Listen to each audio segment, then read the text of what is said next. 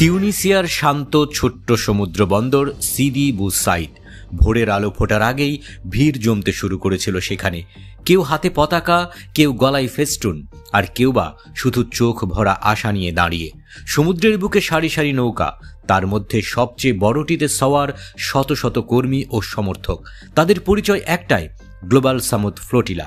গন্তব্য অবরুদ্ধ গাজা। তারা ভাঙতে চায় ইসরায়েলের শোষণের নাগপাশ। এর মধ্যেই দুইবার হামলার শিকার হলেও তারা থামেননি। এই দৃশ্যের খবর পৌঁছে গেছে পৃথিবীর নানা প্রান্তে। মঙ্গলবার 16টি দেশের পররাষ্ট্রমন্ত্রীরা একসাথে স্বাক্ষর করেছেন এক যৌথ বিবৃতিতে। তুরস্ক, Spain, Bangladesh, Brazil, Colombia, Indonesia, Ireland, Libya, Malaysia, মালদ্বীপ, Mexico, Pakistan, Qatar, Oman, Slovenia ও দক্ষিণ আফ্রিকা সবাই একই কণ্ঠে বলেছে, ফ্লোটিলার উপর কোনো অবৈধ বা সহিংস আক্রমণ বরদাস্ত করা হবে না। তাদের বক্তব্য ছিল স্পষ্ট, এই বহর মানবিক সহায়তা নিয়ে গাজায় যাচ্ছে, আর একই সাথে যুদ্ধবিধ্বস্ত ফিলিস্তিনিদের দুর্দশা সম্পর্কে বিশ্বকে সচেতন করছে।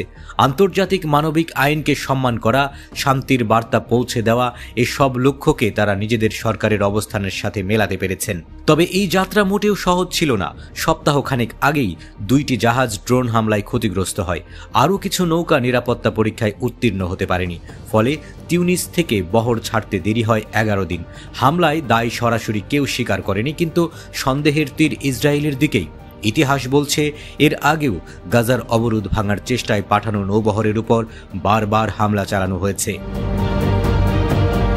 আন্তর্জাতিক আইনের প্রতি অঙ্গীকারের কথা তুলে ধরে মন্ত্রীদের বিবৃতিতে সতর্ক করে দেয়া হয়েছে, যদি আন্তর্জাতিক জলসীমায় নৌযানগুলোর উপর হামলা হয় বা যাত্রীদের বেআইনিভাবে আটকানো হয়, তবে এর জন্য জবাবদিহি করতে হবে।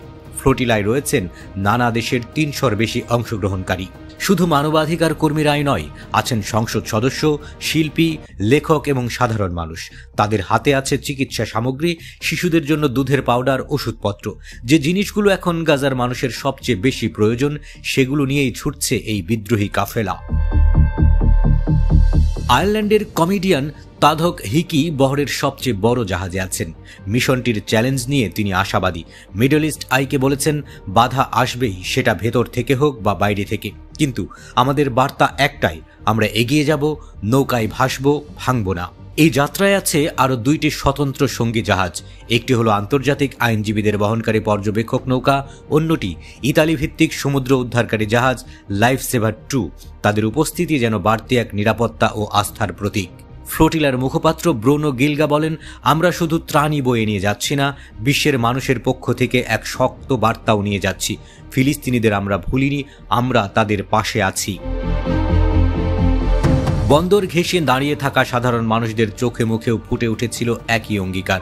স্লোগানে, হাত নাড়ায় আর অশ্রুসিক্ত বিদায় মুহূর্তে যেন বোঝা যাচ্ছিল, এটা কেবল একটি নৌযাত্রা নয়, বরং অন্যায়ের বিরুদ্ধে মানবতার এক দীর্ঘ পদযাত্রার অংশ। আজ যখন বিশ্বজুড়ে রাজনৈতিক স্বার্থের লড়াই চলছে, তখন এই 40টিরও বেশি নৌকার বহর মনে করিয়ে দিচ্ছে, মানবতার ডাকে সাড়া দেওয়ার জন্য মানুষ এখনও এক হতে পারে। সাগরের ঢেউয়ের মতোই এই যাত্রার গল্প ছড়িয়ে পড়ছে পৃথিবীর নানা প্রান্তে, কেউ সমর্থনে, কেউ উদ্বেগে, কিন্তু সবারই চোখ এখন ভূমধ্য সাগরের নীল জলে ভাসমান সামুদ ফ্লোটিলার দিকে।